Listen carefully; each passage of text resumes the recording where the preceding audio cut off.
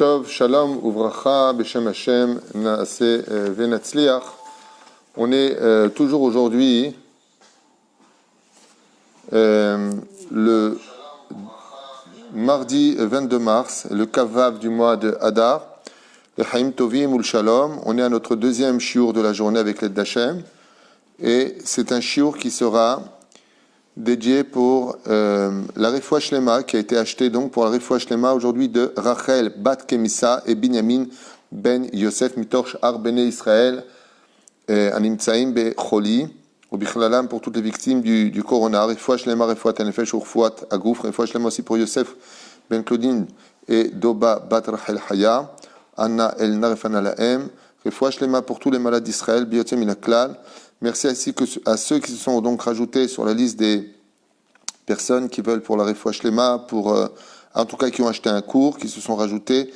Ronit, on l'a dit, Waki, Linda Ben Soussan, Michael Ducamp, Noam Grunstein. Vous êtes sur la liste de ceux qui ont acheté un shiur, Toda Rabat Isklimzot Ulmasim Tovim. Et maintenant que j'ai donné la date, Refoua Shlema, chacun pourra dédier ce shiur pour ce dont il a besoin, puisque la Torah est infinie, donc on peut diviser cette flamme autant qu'on le voudra de fois. On va étudier Rabbi Nachman de Breslev dans le Sefer Amidot, parce que je suis un petit peu, pas embêté, mais disons que je trouve qu'il y a beaucoup de vidéos qui se font et qui nous tapent un peu dessus quand on est dans une situation déjà pas évidente. Il y a beaucoup de marloquettes, énormément de marloquettes au sein des rabbanim, à savoir qu'est-ce qu'on fait dans telle et telle situation. On ouvre les synagogues, non, on n'ouvre pas les synagogues, des poskim ne sont pas d'accord les uns avec les autres, il y a une mise en place qui prend du temps. Espérons qu'elle n'ait pas le temps de prendre sa mise en place pour qu'on soit déjà tous Bezrat Hashem dehors bientôt et que nous puissions continuer nos mitzvot, la Beth Knesset avec le Minyan et tout ce qui s'ensuit. Espérons Bezrat Hashem que tout cela s'arrête au plus vite, même si c'est une espèce de système cyclique. Je ne sais pas si vous avez observé la situation, mais c'est en 2020 que cette crise arrive, en 1820 pareil, en 1720, à chaque fois vous regarderez des dates, tous les siècles exactement, à 100 ans près, il y a toujours une épidémie qui vient taper la terre, comme quelque chose de cyclique, un rendez-vous avec le Midat Hadin. Et c'est pour cela que ce matin, nous avons vu avec Rabbi Nachman, entre autres, l'importance et le rapport d'être confiné à la maison et le Hémet. On va étudier maintenant les Amtakat Adinim, comment adoucir la Midat Hadin, comment aider le Créateur du monde, Bezrat Hashem, à adoucir la situation, même si dans l'absolu, au fond de nos cœurs, on sait tous autant qu'on est que Akol Letova ve Livracha. Surtout que Rabbi Nachman avait dit qu'à la fin des temps, on aura besoin de sa réfoua, et c'est peut-être un hasard ou pas, à bout de juger, que la gematria de Rabbi Nachman mi Breslev, c'est 694, qui est la même gematria que Arefoua la Corona. Le médicament de la Corona, c'est la gematria de Rabbi Nachman mi Breslev, c'est 694. C'est mignon, je trouve ça mignon de voir que on peut arriver à des gematriotes aussi dans ce domaine. Donc la reine Bezrat Hashem, on va parler aujourd'hui de Amtakat Adinim, comment on pourrait éventuellement adoucir à la Bachalom la rigueur, comment on pourrait passer des moments plus agréables et que du ciel, ça se calme, en tout cas pour le peuple d'Israël et à travers nous pour toutes les nations du monde. Vous êtes libre de poser des questions. Moi, j'ai déjà fait Mincha, donc pour ceux qui n'ont pas encore fait Mincha, il faut aller faire Mincha, et ceux qui l'ont déjà fait peuvent participer à ce moment où on est ensemble à partager de la Torah avec l'aide d'Hachem. À l'idée Emet, donc on est dans le Sefer Amidot, à l'idée Emet, chez Danin, Oto les malades, Danim, Oto les fils, Rouyot, Shelo, alors il dit comme ça. La première des choses que nous apprend Rabbi Nachman, c'est que le fait qu'on soit jugé dans le ciel et que nous subissions, c'est-à-dire des isurim, des situations difficiles, automatiquement ça commence déjà à payer les dettes de Midat Hadin. Mais pour ça, il y a une condition, c'est de le recevoir Be'ahava. Ça veut dire que le fait que l'on souffre aujourd'hui, qu'on soit confiné à la maison, les enfants qui hurlent, le manque de patience, les disputes, les soucis d'argent, les soucis de santé, les soucis et la peur au ventre, et ainsi de suite, Rabbeinu nous dit que ça fait déjà partie de Amtakat Adinim, ça veut dire que c'est déjà le commencement de la guérison. C'est comme quelqu'un qui sort d'opération, et puis donc il y a des douleurs, il demande des médicaments, donc comment adoucir ces médicaments, c'est un peu le shiur d'aujourd'hui, mais nos souffrances sont déjà miprinat amtakat adenim. Alors le mot amtakat adenim, les amtik matok, qui veut dire sucré, comment rendre plus doux notre rigueur, notre jugement dans le ciel. Mais il nous dit tout de suite, écoutez bien ce que dit Rabbi Nachman, quand on fera attention à la haine gratuite, où on s'est permis d'ouvrir nos bouches non-stop à nous critiquer les uns et les autres, Azaï, Mishpat imadam, Imecha, Itpacher imach. Donc, première chose qu'il nous dit ici, à cause de la sinat krinam, on endurcit la midatadin, les rigueurs, et grâce à la avatrinam, le fait de nous juger favorablement les uns les autres, Bezrat Hashem, eh bien, ça provoque que le Créateur du monde aussi est obligé de nous juger les kavzechut par rapport à une situation où, quand on arrive à la caisse, eh bien, il faut payer. Et il y a des situations où, Baruch Hashem, grâce à tout cela, on peut s'en sortir. Pas ici, mais ailleurs, la Emouna. Donc, j'avais lu aussi, je pense qu'il en parle dans les pages précédentes, Rabbeinu, que la Emouna, oui, bien sûr qu'il en parle. J'avais lu il y a très longtemps, mais la Ga'ava, l'orgueil, rajoute de la midatadin. C'est un peu compliqué à traduire en français à chaque fois, parce que je lis en hébreu, je dois traduire, donc un peu de patience avec moi. Donc, le fait d'être rempli d'émouna, eh bien, ça nous permet d'adoucir la rigueur. Par contre, il dit Chalishut ada'at ainu atzvut aliyedeze baroa mazal. Mais il dit par contre que la tristesse, et donc il nous met en garde, la tristesse amène un mauvais mazal à l'homme, aliyede roi mazal midatadin cholet. Et là, il nous met vraiment en garde en disant fais très attention parce que d'un côté la émouna adoucit, mais les inquiétudes, la faiblesse de l'esprit dans des situations qu'on appelle donc la panique, la tristesse, atzvut, Alidezeba roa mazal, la personne qui avait un bon mazal à Kol Seder, va se provoquer lui-même, non pas Dieu qui lui amène, mais lui-même une situation désobligeante. Par contre, la Emouna, exactement le contraire. Plus une personne va être positive, plus une personne va être enthousiaste de la situation en disant, te rends compte, on est en train de vivre quelque chose de merveilleux, de pas commun, on peut dire ça dans tous les sens, eh bien, Akadosh Baruch Hu, par le fait qu'on traduise positivement ce qui nous arrive, on provoque du positif. Il n'y a rien de nouveau dans tout cela, mais c'est juste, ça fait du bien de l'entendre en tout cas. Mazotomeret Emouna, dans ce domaine. Emouna, c'est quand on est capable d'avancer, on a déjà fait un cours sur la Emouna, mais je reviendrai juste sur une parenthèse, quand on est capable d'avancer sur sur le fait qu'on ne sait pas où on pose les pieds, qu'on vive dans l'obscurité, mais on sait que Akadosh Baruch Hu, Be'emet, il est là, et que même si ça paraît impossible, eh bien tout devient possible. Alors comment c'est possible d'un côté de dire je ne compte pas sur le miracle, et de l'autre côté, on vit quand même des miracles grâce à la Emouna. Tout le monde a entendu parler de cette histoire. Moi j'ai entendu il y a plus d'1 an et demi, même 2 ans. Non, il y a 1 an et demi, j'avais entendu cette histoire à Jérusalem d'un Avrech, d'un homme qui est donc un kollelman, quelqu'un qui étudie la Torah au kollel, et il ne travaille pas, sa femme travaille selon la volonté de son épouse. Et puis un jour, sa femme lui a demandé, comme ça, un jeudi après-midi, d'aller faire les courses, et elle lui a fait une très longue liste de courses parce que le frigidaire était vide. Et cet homme-là, ce jeune rave, il regarde comme ça, il dit à sa femme, mais ici c'est une liste extrêmement longue, comment tu veux que je paye ça? J'arrive à la caisse, qu'est-ce que je réponds? Et sa femme lui donne 250 shekels. Alors son mari la regarde comme ça et lui dit, mais chérie, tu me donnes une liste où il y en a pour peut-être 1000 et quelques shekels et tu me donnes 250 shekels pour aller faire les courses. Il lui a répondu avec un grand sourire, écoute, toi et moi on vit dans la joie, on vit dans le shalom, il n'y a pas d'insulte à la maison, il n'y a pas de cri à la maison, la shrina elle est présente. On a de la émouna. Écoutez bien cette histoire à Botaï, elle est racontée un peu partout, dans toutes les langues, mais elle est tellement belle et tellement remplie de lumière. Elle lui a dit, Akadosh Baruch Hu, qu'est-ce qu'il nous demande? Juste de lui faire un récipient dans lequel il va déposer tout ce dont on a besoin. On fait, comme c'est marqué, vous faites un pas devant moi, j'en ferai 1000 devant vous. Elle lui dit, toi, tu étudies la Torah toute la journée. Moi, je m'occupe de nos enfants. Je travaille comme je peux. J'essaie de m'en sortir. C'est ma volonté que tu étudies la Torah. Mais ta Emouna, elle est où? Alors, il lui dit, d'accord, ma Emouna, je l'ai, ma Emouna. Elle lui dit, alors si vraiment tu as la Emouna, va faire les courses comme je te le demande, et prends mes 250 shekels et paye avec toutes les courses qui sont sur cette liste.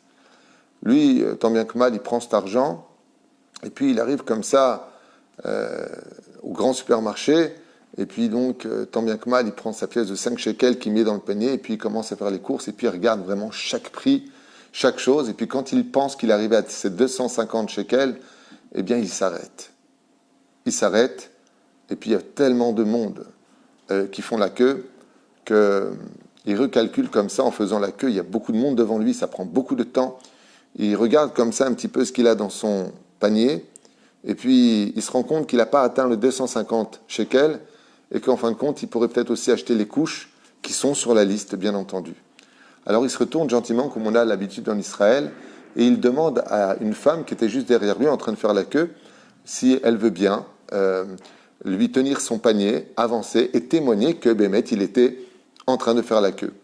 Il s'absente, il va chercher les couches, prend un peu de temps, la queue avance, et puis voilà qu'il revient vite avec ce paquet de couches qu'il met dans son panier. Et là sort une personne assez imposante, bien rasée à la lame, qu'il regarde comme ça et qui lui fait un scandale. Oui, c'est quoi ce savoir-vivre? C'est ça les religieux, vous doublez les autres. Et il commence à l'humilier, mais l'humilier de façon absolument abjecte.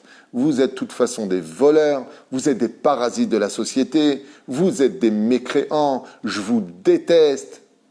Et il hurle tellement que tout le monde s'arrête, les caissières s'arrêtent, il y a un silence de mort d'un coup comme ça, où lui maintenant il baisse la tête et il dit mais pourquoi tout ça? Je suis juste parti chercher un paquet de courses, vous n'avez même pas attendu une seconde, il y a encore 3 personnes devant nous, et lui ouais c'est ça, de toute façon vous les religieux vous avez toujours des réponses à tout, vous voulez toujours avoir raison, et il ne cesse de l'insulter, et bien entendu tous les rats qui sont autour et qui veulent cracher sur le monde de la Torah en profitent. Ouais, de toute façon, il y en a marre des religieux. Vous voulez nous empêcher de vivre comme nous, on a envie de vivre. Ça ne devient pas une émeute, mais disons que voilà plus ou moins où on en est. Cette personne-là dit à la dame, mais pouvez témoigner? Oui, mais ils sont tellement en train d'hurler qu'il ne faut même pas attention au témoignage de la femme qui dit que vraiment il était là et que, il est juste parti chercher encore un paquet. Comme il ne cessait de parler et de l'insulter, en baissant la tête, déjà brisé par la situation financière et par la mise à l'épreuve, et sa femme qui attend toute cette liste-là, il se retourne comme ça et lui dit « Tu sais pourquoi tu hurles, toi? Tu veux savoir la vérité, pourquoi tu hurles ?» Il lui dit « Parce que tu es jaloux. » Il lui dit « Moi, jaloux. Moi, jaloux de quoi? D'un rat comme toi, d'une mythe comme toi, qu'un moins que rien comme toi. » Il lui a dit « Jaloux de quoi? Mais t'as vu ta tronche. T'as vu ta tronche. » Il lui a dit « Toi, tu sais de quoi tu es jaloux? Avec ta grande bouche. T'as pas une femme qui t'aime autant que la mienne elle-même. T'as pas une femme qui se lève quand toi tu rentres pour t'embrasser les mains. T'as pas des enfants qui te demandent une bracha. Peut-être que moi, j'ai pas du caviar de chez vous, là, je sais pas quoi, ce que vous mangez le Shabbat. Mais nous, tout ce qu'on a, c'est Bechavod. On parle de Torah et on chante. Il a dit, moi, je suis un pauvre roi. Et toi, t'es un riche clochard. Il se retourne. Et à ce moment-là, il fait son schéma Israël, il ne sait pas ce qui va se passer. D'un coup, l'autre, il vient, il lui met la main sur l'épaule, il lui dit, viens, sors d'ici, viens, je vais te parler. Il sort comme ça, il le prend de côté, et lui dit, t'inquiète pas, il y a 3 personnes devant nous, on a le temps de dire quelques mots. Il lui a dit, écoute, je veux dire la vérité, c'est la première fois de ma vie que quelqu'un me casse de l'intérieur. Parce que tout ce que tu as dit, c'est la vérité. Je suis blindé, j'ai une femme qui ne vient me voir que pour de l'argent, qui est toute la journée sur les réseaux Facebook à montrer sa beauté à tout le monde, à écarter ses ongles, à ses dernières bagues, un monde futile. Mes enfants n'ont aucun respect pour moi, ce qui les intéresse uniquement, mon argent. Et ce que tu as dit est la vérité. Il lui a dit, c'est la première fois qu'on me fait vraiment mal. Tu as dépassé mon ego. Et le pire de l'histoire, c'est que je t'ai humilié en public. Parce que je veux que tu saches qu'avant moi aussi, j'ai étudié la Torah, il y a très très longtemps, et j'ai tout laissé tomber. La clipa, l'orgueil, la bêtise humaine m'a emmené vers des horizons extrêmement graves où je ne suis plus chômeur Shabbat, je ne fais plus rien. Et je me rappelle qu'une fois, Rabbi Nachman avait dit qu'une personne qui est rachat, pourquoi elle n'aime pas les gens qui sont dans la Torah? Parce qu'il est en prison. Son âme, elle est dans une espèce de prison intérieure dans laquelle il ne peut pas sortir, il ne sait pas comment s'en sortir, et quand il voit un homme libre, il lui en veut. Alors voilà, je voudrais te demander pardon. Il lui a dit, Mahul lecha, Mechila, moi aussi si je t'ai blessé, si je t'ai embêté, Mechila, tu veux passer devant moi, passe devant moi, mais ce n'était pas la peine de faire autant de mal. Il lui a dit, écoute, maintenant que je vois que tu me pardonnes avec ton cœur, je voudrais acheter ce pardon. Quand je t'ai vu arriver, tu avais une très longue liste, très longue liste comme ça, et j'ai vu plein de choses marquées. Nachon? Il lui a dit, oui, bien sûr. Il lui a dit, pourtant, quand je regarde ton salle, ton caddie, il a l'air plutôt vide. Alors, il leur a dit, oui, parce que j'ai que 250 shekels pour acheter, et ça, c'est ce que voudrait ma femme. Il lui dit, écoute, puisque je t'ai fait du mal, je voudrais me racheter. Fais-moi plaisir, va mettre toute la liste dans ton caddie, et moi je te garde la place, puisque je suis à la 6e position. Ne me refuse pas, parce que je t'ai humilié en public, et je veux vraiment que tu me pardonnes en public. Et devant tout le monde, cet homme hurle, je te demande pardon de t'avoir humilié, mihilla ou slicha avec apara, et maintenant lui il a honte, il lui dit, ok, machoul, zebeseder. Voilà que cet homme-là, il vient comme ça. Et donc lui, qu'est-ce qu'il fait? Il voit la situation, et donc il fait absolument toutes les courses. Et à ce moment-là, il lui dit, non, rajoute de la viande pour Shabbat, c'est manger la viande rouge, c'est important, Bétar, tu dois avoir beaucoup d'enfants, mets de la viande, t'inquiète pas. Il lui dit, moi, au niveau financier, je peux me permettre. Et voilà que quand ils arrivent à la caisse, ça fait 1700 shekels. Alors bien entendu, maintenant, lui, il est là, et il hésite à sortir, il attend. La personne qu'il avait insultée, qui était balèze comme ça, elle passe son caddie, et lui dit, pourquoi tu es là encore? Il dit, parce que j'ai un problème. C'est que moi, je suis venu avec un vélo pour faire les quelques courses que j'avais, et que là, j'ai un caddie plus que plein, et je ne sais pas comment je vais l'emmener. Et je n'ai même pas de quoi prendre le taxi. Il lui dit, écoute, viens avec moi à la voiture. Lui, bien sûr, il l'emmène vers une très belle Mercedes, 4x4, gigantesque, il plie les sièges arrière, il met sa marchandise, et de l'autre côté, il a la place amplement pour mettre la marchandise de ce jeune rabbin, et il l'emmène directement jusqu'à la maison. Il attache là-bas son vélo à un poteau que personne ne voudra voler, je vous l'affirme. Et puis voilà que il demande s'il peut klaxonner, il klaxonne. Sa femme regarde par la fenêtre, et puis elle voit son mari, il dit, descends chérie, viens avec les enfants. Non. Elle descend. Elle lui a dit, waouh, une Mercedes, que j'ai prié si fort que ça. Pendant que tu n'étais pas là, j'étais en train de faire les Teilim, en train de prier le Créateur du monde qui te fasse un miracle. Et non seulement tu reviens avec toutes les courses, mais en plus avec une Mercedes. Et à ce moment-là, il descend toute la marchandise. Lui, il est complètement abasourdi. Et quand il voit les enfants avec les kippotes qui viennent, qui embrassent la main du père, alors il lui a sorti sa carte, il lui a dit, regarde, tu fais quand les courses? Il lui a dit, tous les jeudis. Et il lui a dit, à partir d'aujourd'hui, ta famille, c'est la mienne. Tous les jeudis, quand tu iras faire les courses, donne-moi un coup de fil, je viendrai et te paierai toutes les courses qu'il te faudra pour la semaine. Car Mistalim Asipour, la femme, elle a dit juste une phrase à son mari. Elle lui a dit, tu vois, moi, quand je t'ai envoyé avec la liste, je l'ai écrite. J'ai eu aucun doute que tu reviennes avec. Parce que j'avais l'aïmouna. Les 250 shekels, c'était pas l'argent. C'était juste le lieu où je pouvais déposer sa bracha. Mais ce que toi, tu l'as fait, il lui a dit non. Il lui a dit, alors, c'est pour ça que tu as été humilié. Il fallait amtakatatinim. Il fallait que tu passes par l'humiliation parce que toi, tu n'y as pas cru. Si tu avais fait ce qu'il fallait faire, bêtard que tu n'aurais pas eu besoin de cette humiliation et que l'homme t'aurait offert gratuitement parce que Dieu a plusieurs façons d'agir dans son monde. Alors c'est vrai que ce n'est pas le miracle de la mer Rouge, des choses qui sont surnaturelles, qui interviennent, mais le Créateur du monde, quand on a vraiment de la émouna, eh bien, il n'a plus besoin de passer par le bâton. Il passe par les caresses. Zaya Perouche d'abord. La reine, Omer, Adechan Tachlita Isorin, jusqu'où une personne se doit de souffrir pour atténuer les dinim, quand lui-même a compris que la punition était là pour qu'il change. Ça veut dire qu'il nous suffit de changer une mida, une seule vertu, une seule façon d'être, pour Bezrat Hashem atténuer tous les dinim. Amochiach et Chavero Leshem Shamaim, Moshkin Alav Chut Shel Chesed. Celui qui, et c'est une phrase vraiment très importante avec laquelle j'aimerais vraiment marquer un point essentiel avec nous tous, celui qui reprend les autres, celui qui ramène en fin de compte le peuple d'Israël à la table de papa, celui qui fait faire teshuva aux autres, celui qui explique aux autres que c'est pas bien de faire ça et c'est pas bien de faire ça. Mais il le fait vraiment les Shem Shamaim. Et que ses remontrances sont bien pris à cœur. Pas en rajoutant de la souffrance, pas en rajoutant des cris. Tout à l'heure, ma femme m'a fait écouter une vidéo d'un rave, que j'aime particulièrement en plus, qui ne cessait d'hurler, qui ne cessait de dire « Ouais !» Et je lui ai dit « Éteins, je ne veux pas entendre. » Pourquoi? Parce que les gens souffrent en plus de ça. Tu rajoutes encore, ça va pas, encore vous n'êtes pas bien, il ne faut pas faire ça. Et ça aide. Ma. Il y a deux façons de faire. Ou montrer ce qui ne va pas et descendre, ou relever les gens. Moi, j'octroie plutôt pour la Shita, la méthode de relever les gens. La reine, j'aimerais vous dire que vous êtes des gens merveilleux, que le peuple d'Israël passe des moments extrêmement difficiles et qu'on n'a pas besoin de se rajouter encore plus de cris que la douleur que nous avons déjà à l'intérieur de nous.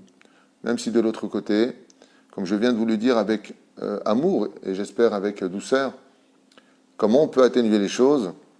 Imaginez qu'un père dise à son fils, tu es puni, va au coin, va en isolement, ou va dans ta chambre. Puis à ce moment-là, le fils il se retourne vers son père et lui dit, papa, le but de la punition, c'est pas que tu veux pas me voir, Nahon, c'est pas que je sois au coin, c'est que j'apprenne que j'ai fait une erreur, et si je te dis que je la ferai plus, est-ce que j'ai besoin d'y aller? Alors son père il lui a ouvert les bras, il lui a dit, viens dans mes bras. C'est-à-dire que tout le inyan du confinement, tout le inyan de ce que l'on vit aujourd'hui, dit Rabbi Nachman, c'est le changement physique, de prendre sur soi, d'émettre quelque chose, de dire, tu sais quoi, j'arrête. Le seul problème qu'on a, je vous dis franchement, il est extraordinaire, c'est que pour être sûr qu'on a arrêté, il faut être mis à l'épreuve. Bizarrement, tous les bureaux ont fermé. Donc, monsieur Philippe Durand, les faux noms, les fausses identités, les fausses paroles ont cessé. Les gens qui ont pris sur eux d'être Shomer Nida, il y a une grande marloquette à savoir, en France, je sais qu'ils ont fermé les mikvés, mais ici en Israël, il y a une très grosse marloquette, c'est-à-dire... Non, pas tous les mikvés en France sont fermés, certes. Mais en tout cas, ici en Israël, il y a une marloquette, un conflit entre les rabbanim à savoir si oui ou non on doit ou pas autoriser les femmes à le mikvé. Il y a une partie des rabbanim et même des dayanim qui disent fermez tous les mikvaot parce que ce sont des nids à potentiel énorme de transmettre le virus.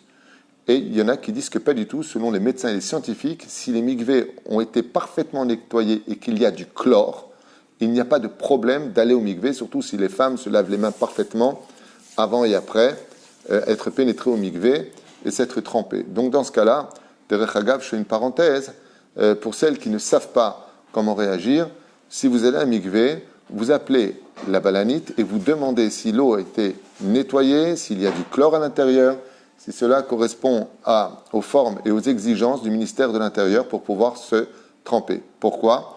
Parce que plus grave que de ne pas se tremper au mikvé, c'est d'avoir un digne de karet. Si un homme touche sa femme nida, il n'y a aucun rave, chas veshalom, aucun rave qui permet de toucher sa femme si elle est nida, si elle n'est pas trempée au mikvé, même si elle a fini ses 7 jours de pureté. Après son écoulement de 4 à 5 jours, elle doit compter 7 jours de pureté, de oraïta, même s'ils sont passés 10 jours et qu'elle n'est pas au mikvé, tant qu'elle n'est pas trempée, elle a un digne de nida. Donc c'est bien gentil de dire non, fermez les mikvés, baba, si c'est pour provoquer que des hommes craquent, ça les rend nerveux. Et puis comme m'a dit quelqu'un au téléphone, vous savez, moi tu touches si ma femme ne va pas au mikvé, ben j'irai avec, je ne peux pas me retenir plus longtemps, j'en ai ras-le-bol, déjà que la vie elle est très dure, je ne suis pas si religieux que ça. Non, tout condamner, ce n'est pas ma chita à moi. De l'autre côté, on ne fait pas une misa sur le dos d'une avéra, on ne va pas au mikvé en mettant la vie des autres en danger, c'est hors de question. Mais il y a une façon d'agir qui peut permettre et d'aller au mikvé sans mettre la vie des autres en danger. Pour cela, il faudra simplement appeler les balanites, à savoir quel mikvé est ouvert, est-ce qu'ils ont respecté les mesures du ministère de la Santé, est-ce qu'il y a du chlore dans l'eau, et si c'est le cas, d'aller au mikvé. On ne peut pas mettre tout le monde dans le même panier, parce que si d'un côté, la femme reste confinée, elle ne va pas au mikvé, et que l'homme fait zera levatala, alors là-bas, tu as tué des millions de neshamot. Zera levatala est une faute qui allume la midatadine dans le monde, pour lequel le monde peut être détruit, selon la Kabbale, selon le Zohar, Hashem Ishmael Verachem. Où est-ce que c'est marqué noir sur blanc dans Rashi? Parashat Noach. Qu'est-ce qui a marqué? Et la terre était remplie de vols. Qu'est-ce que dit Rashi? Zera levatala. Hashem, Bezrat Hashem, qu'on trouve toujours un juste milieu dans ce que nous faisons. Aussi bien pour le port de la perruque, où le Rav Maran Rav Ovadia Yosef était totalement contre la perruque. Une femme qui porte la perruque et qui a du mal à l'enlever, déjà elle peut passer à une perruque beaucoup plus courte, comme le permettait le Rabbi Lubavitch, et comme moi je le permets à mon épouse, si elle a une petite perruque, comme c'est son cas, d'avoir le chapeau qui couvre complètement la tête dessus pour aller doucement, mais sûrement. Ne pas aller à l'extrême à chaque fois, dès qu'il y a un problème, parce que si demain le problème se calme et que le Mashiach ne vient pas, eh bien la chute de la déception va être tellement grande qu'on pourrait tomber dans plus d'avérotes encore, et c'est certainement pas le but. Moi, je pense qu'on est dans la génération où, justement, Igi Azman, Bezrat Hashem, de faire les choses avec douceur et de ne pas monter sur l'occasion de la situation pour dire allez, on fait tous teshuva, ça va aller. Anilo Yodea, la teshuva ça se construit et la teshuva ça ne se bouscule pas.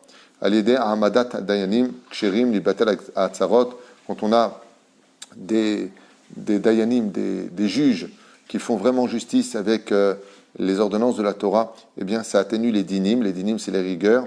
Hamekabel Isurim Be'ava, Kelou Ikriv Korban, celui qui reçoit les épreuves avec amour, qui ne s'en plaint pas, qui est heureux de vivre, Bezrat Hashem, qui ilou Ikriv Korban, non seulement ça annule les décrets, mais en plus de ça, les souffrances que nous avons viennent faire la kapara comme un korban, comme un sacrifice qu'on a amené au Beth Amikdash. La reine Bezrat Hashem, pour pouvoir, je fais une parenthèse dans la parenthèse, pour pouvoir arriver à prendre une épreuve avec amour, il faut avoir 3 ingrédients à la maison. Le calme, le shalom, entre les hommes et les femmes, parce que vous comprendrez bien que si un homme s'en prend à sa femme ou une femme s'en prend à son mari, pourquoi tu veux que Dieu ait pitié de toi? Si toi, tu n'as pas pitié de ta femme, qui t'a tout donné, ou que tu n'as pas pitié de ton mari, qui est le père de tes enfants, à qui tu as dit oui le jour du mariage, s'il n'y a pas de shalom entre nous, pourquoi tu veux que lui, il ait du shalom pour toi?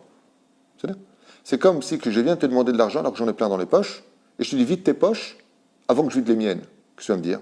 Non, vide tes poches, et si tu manques, je te donne. Ainsi, c'est dans les couples. Quand les couples vivent heureux ensemble, quand les gens font des efforts, ils apprennent à se taire, ils ne se maudissent pas, ils ne se crient pas dessus, ils ne s'insultent pas, malgré la situation, et c'est une dure épreuve. Pourquoi on est dans ces épreuves-là? Pour être certain qu'on a fait tchouva. Parce que c'est facile de dire, ouais, j'arrête ceci et cela, et de l'autre côté, on continue les épreuves. Et la reine Bisiata d'Ishmaïa, si nous, on donne de la force à Hachem pour qu'il nous juge bien, parce que nous-mêmes, on a changé, alors s'accomplira le 121e Teilim qui dit, à propos de Shir Lamalot Esa Ena El Arem Lenyavo Ezri, Hachem Tzilecha Liad Minecha. Dieu nous dit, sache une chose, sadique, je ne suis que l'ombre de tes actions. Tu cries, je crie. Tu te calmes, je me calme. Tu es sympathique, je suis sympathique. Mais si pendant cette période, t'arrêtes pas de la pleurer, t'arrêtes pas de t'énerver, t'arrêtes pas d'hurler, alors Dieu il te dit, tu te contrôles pas. Moi non plus, je me contrôle pas. Tu vas dire, ouais, mais toi t'es Dieu, moi je suis humain. Alors j'imagine, si un petit chnana humain, il n'arrive pas à se contrôler, imagine si Dieu n'est pas respecté. C'est plus dur pour Dieu ou pour quelqu'un qui est fait de molécules? Donc le créateur du monde, il te dit, moi je vais bien me comporter avec toi, mais toi donne-moi l'exemple. Donc si tu veux que Dieu soit doux avec toi sois doux avec ton entourage. Parce que si toi, en tant qu'homme, Dieu a fait de toi un roi parmi ta famille, et que lui est le roi des rois, alors donne l'exemple au Créateur dans ta façon de te comporter. C'est des paroles qui sont très simples, je reconnais, mais qui sont tellement importantes aujourd'hui, Rabotai, toute la journée. Et quand je vous dis toute la journée, ce n'est pas la tunisienne. C'est du non-stop. J'ai des messages qui ne cessent les uns après les autres. Béhémet, c'est du non-stop, non-stop. Et je vais vous dire quelques messages qui m'ont été accordés. Qui m'ont été envoyés, pardon. Voilà, Rav Tutou, vous dites, ouais, on doit être agréable à la maison, mais quand un mari, moi, ça fait 3 jours que je suis parti au mikvé, mon mari ne me touche même pas, il ne me regarde même pas, il est dans son monde, il est avec son appareil, il regarde que des films, il n'en a rien à faire des enfants, c'est moi qui me tape tout. Comment on peut arriver à un shalom? Soit des quêtes. Vous avez raison. Zélo Besséder. Zélo Besséder. Et c'est encore moins Besséder que ce soit toujours plus de femmes qui regardent les cours que les hommes. Comme si que les hommes n'avaient pas à se remettre en question. Alors c'est vrai que la Torah nous ordonne aux femmes, nous demande aux femmes de respecter les maris. Mais je rappelle qu'il est du devoir de l'homme de comprendre que si on veut une femme virtueuse à la maison, c'est à nous de donner l'exemple. Eshet Chaïl, la femme du virtueux. La reine Bezrat Hashem, nous aussi les hommes, on a le devoir d'aider nos épouses à la maison, de les soutenir. Et j'irai au moins plus que ça. Si tu n'as pas la force d'aider, et juste au moins la force de remercier, et si ta femme va au mikvé, ou alors qu'elle n'a pas besoin du mikvé, et qu'elle te désire, qu'elle a besoin de toi, qu'elle a besoin de tes sentiments, qu'elle a besoin de belles paroles, oi va voy, malheur à toi si chas v'shalom tu n'es pas là pour elle.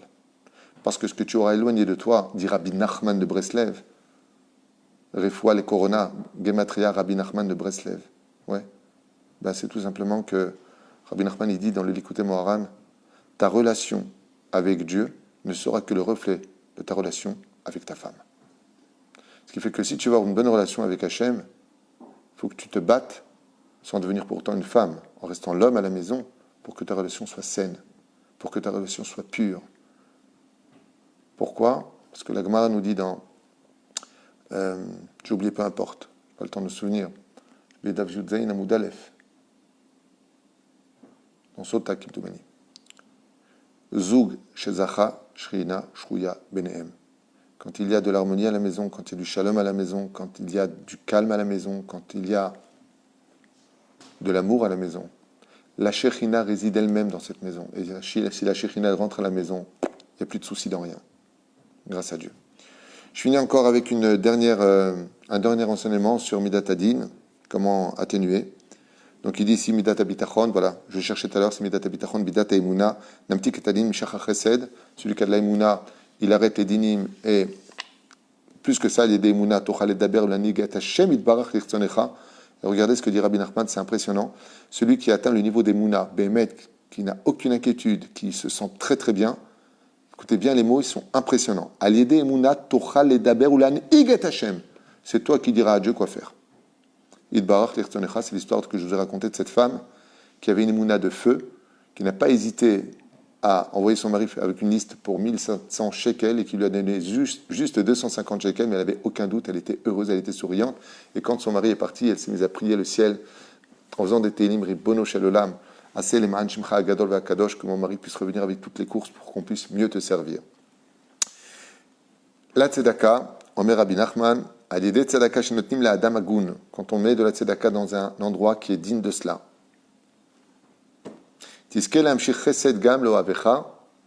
Non seulement tu es sauvé par l'abondance d'Hachem, mais tous ceux que tu aimes seront aussi sauvés parce que tu as fait de la tzedaka.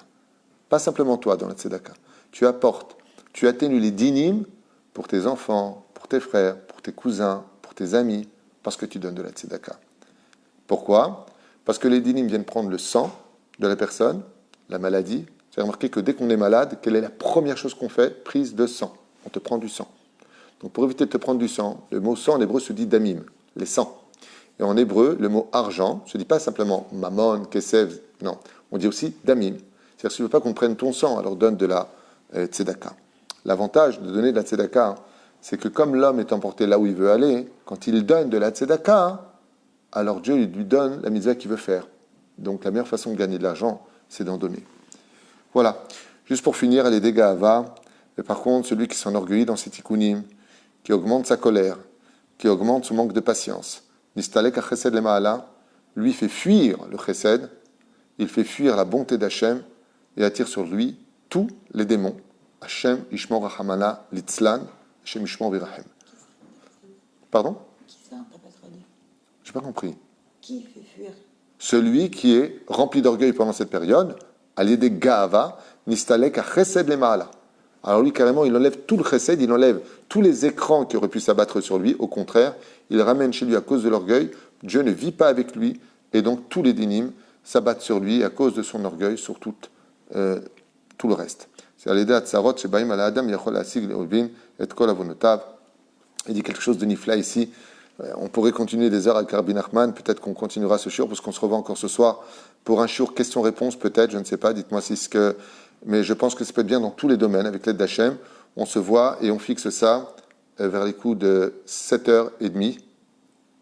Plus tard, ma femme me dit plus tard, quelle heure? 8h30, 7h30 en France. Parce que Ah d'accord, alors à 8h30, là on est chez nous à la maison, grâce à Dieu. On est en confinement, on essaie de respecter au mieux les lois. Et surtout de ne pas, chas shalom, contaminer personne. Donc on se revoit à 8h30 pour une question-réponse, heure israélienne. La meilleure façon d'agir, c'est d'écrire vos questions. Ensuite, vous les inscrivez, Bezrat Hashem, sur l'écran, et mon épouse, Shachem Evarechota, me lira vos questions, et on essaiera d'y répondre du mieux que je puisse. Dernier enseignement, à l'idée de Sarot, Shebaim Aladam, Yachol Asig Ulavin et Kol Avonotav. Quand une personne subit quelque chose, qu'il regarde, en d'autres termes, dans la Torah, qu'est-ce qui correspond à cela, et puis on comprendra que ce qui se correspond au bidoud, c'est quoi? C'est la bouche. La bouche. C'est vraiment curieux, parce que quand on parle hébreu, c'est magnifique. Le mot langue, c'est langue, ça ne veut rien dire. Ça définit ce que nous avons. En hébreu, c'est le mot lachon. Et pourquoi on appelle ça le lachon? Pas simplement parce que cette substance qu'on appelle la langue parle les langues, ça veut dire lachon, en hébreu ça veut dire aussi les langages, mais la racine du mot lachon vient du mot lishon, qui veut dire va dormir. C'est pour ça que c'est le seul membre du corps humain qui est allongé. Tous les membres que nous avons se tiennent debout. La langue est allongée. Pour dire qu'il serait temps qu'elle dorme un peu cette langue, que de déblatérer des bêtises toute la journée, qui nous mettent en confinement, qui nous mettent en quarantaine, parce que ce qui correspond à la quarantaine en général dans la Torah, parachat de Metzora, ou plutôt parachat de Shmini, fin de Shmini, eh bien, c'est justement le fait qu'on parle du mal des uns, des autres, qu'on se critique, qu'on ne voit que le mal chez les uns et les autres. J'avais fait un cours qui s'appelle Les Amis d'Hachem, et dans ce shiur-là, j'avais expliqué que les vrais amis de Dieu sont ceux qui sont capables de raconter combien le peuple d'Israël est de qualité et qu'il cesse de voir ses défauts. Même Bil'am Aracha a voulu parler des défauts du peuple d'Israël, et quand il les a vus avec les yeux d'Hachem, qu'est-ce qu'il a répondu? Il n'y a pas de défaut dans ce peuple, il n'y a pas de mal au sein d'Israël. Ça, c'est la Gdoula. Et Bezrat Hachem, je pense qu'on a assez de souffrance pour qu'on s'en rajoute nous-mêmes, et surtout pas par le biais de la Torah. La reine, je vous souhaite à tous, avec l'aide d'Hachem, de faire une énorme teshuva dans tous les domaines. Le kisouille pour les femmes, plus de shmirat lachon, pour les hommes, plus d'études de la Torah, plus de gentillesse avec les gens autour de vous, et surtout avec vos épouses et avec vos enfants. Aucun droit ne vous est donné de les humilier ou de crier dessus. Ils n'y sont pour rien et eux-mêmes subissent beaucoup. C'est pas évident, les enfants souffrent beaucoup aussi de la situation. Ils ne comprennent même pas comme vous comprenez les choses, la gravité de la situation. Et la reine Bezrat Hachem, quand on travaillera nos midot, quand on pratiquera un peu plus la Torah, il est certain qu'on sortira pour un meilleur soleil qui nous attend dehors dans l'avenir. Ken? Il y a une question qui dit que aujourd'hui les gens ils ont la émouna, mais quand ils entendent que Pas tout le monde, pas tout le monde, pas tout le monde. Pas tout le monde a la émouna. Et puis, il faut comprendre, quand on dit les gens ont la émouna, de quelle émouna on parle. Beaucoup de gens ont la émouna. Moi, des coups de fil que je reçois, ça explose dans beaucoup de maisons. Pas tout le monde a fait tchouva. Malheureusement, donc, ce que je dis, je ne le dis pas pour détruire. J'explique la situation de ce qui m'a été rapporté, que Shabbat, il y a énormément de juifs qui ont fait Shabbat, mais il y en a aussi beaucoup d'autres, c'était dans les informations, qui sont d'Afka sortis pendant ce Shabbat, qui ont pris leur voiture et qui sont partis avec les enfants et qui se sont promenés, et que ras-le-bol, parce qu'ils étaient confinés, ils ont craqué. La reine, lo kol echad marzik et haïmouna amitit. C'est ce matin, on a fait un cours sur le vrai émet. Il y a aussi le émet de la haïmouna. La reine, c'est vrai qu'il y a une émouna qui est inclue en nous, il y a une émouna qu'on va développer, et il y a la émouna de celui qui est conscient que Béhémet, tout comme on est surveillé par des caméras dans la rue, on est surveillé par toutes sortes de systèmes électroniques aujourd'hui, on est conscient qu'on est surveillé, on sait, quand on lève les yeux, on voit comme ça des caméras qui nous observent. De la même façon, comme le dit la Mishnah de Maseret Avot, Aïn Roa, Ozen Shomad, Vechol Maasecha Besever Nichtavim, le Créateur voit tout, il entend tout, et tout ce que l'on fait est noté. Si vraiment c'était le cas, je vous pose une question. Si vraiment on avait de la émouna, est-ce que vous vous énerveriez? Je prends un exemple. Je prends le plus petit des rabbins que je connaisse, et encore, moi. Imaginez que je sois chez vous. Est-ce que vous allez hurler à la maison? Non? Vous allez avoir honte. Ah, Rav Tuitou, c'est honteux. Je n'ai pas dit un grand Rav, c'est moi. L'ami de tout le monde. Tu ne vois pas qui je suis. Vous allez avoir honte. Alors si vraiment on avait de la émouna, il est évident qu'on vivrait Dieu à côté de nous. Et donc on ne ferait pas ce que l'on fait, on ne dirait pas ce que l'on dit, et on ne penserait pas ce que l'on pense. Ça, c'est la vraie émouna. Okay. Il y a beaucoup de gens qui ont des symptômes, qui ne savent pas s'ils ont la fièvre, ils toussent, ils ont le rhume, ils ne savent pas s'ils ont le virus, et ils sont inquiets. Comment... D'abord, avant tout, d'avoir un rhume, il y a ce qu'on appelle l'effet psychique. Donc il faut faire attention à cela parce que le psychique, c'est quand on rentre en panique. Et on peut même sur le domaine de la fièvre, on peut avoir des effets psychiques qui provoquent cela, comme par exemple on peut mourir de tristesse, on peut mourir d'un infarctus, d'une mauvaise nouvelle, et pourtant le cœur battait très bien juste avant. Faut pas tout mélanger, c'est pas qui a de la fièvre, qui tousse, qui a le nez qui coule, qui est forcément atteint de la corona, et combien même il est atteint de la corona, il y a beaucoup plus de gens qui s'en sortent quand ils ont ce virus que ceux qui meurent. Il faut remettre les choses un petit peu à leur place, même si on entend malheureusement un peu trop le mot mort ces derniers temps à cause de ce virus-là.